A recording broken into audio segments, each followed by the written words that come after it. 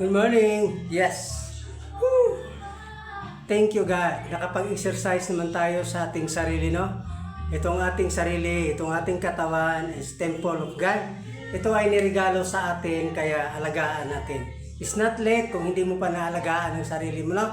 Dahil busy ka, inuuna mong inaalagaan ang iba bago ang sarili mo. Mga kaibigan, pinaka the best investment, no, ay ang kalusugan. Pera, mga bagay, material, wala yan.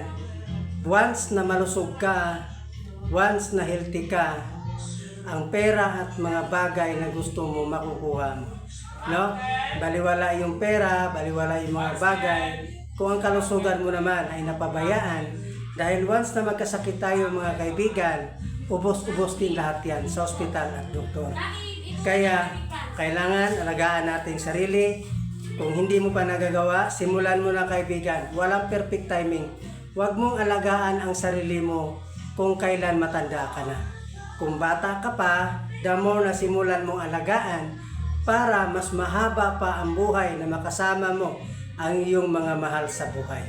Hindi ka maging pabigat, bagkos ikaw ay makakatulong sa kanila. Kasi pag healthy ka, healthy tayo, marami tayong magagawa, maraming pangarap na matutupad para sa mahal mo sa buhay. Kaya bigyan mo ng time, walang perfect timing ang pag-aalaga sa sarili. Give time kahit anong busy mo sa work at sa business mo. Yun lang, thank you, God bless sa inyo lahat. Mga kaibigan, today is August 26. God bless, ingat kayong lahat saan mga ipupunta.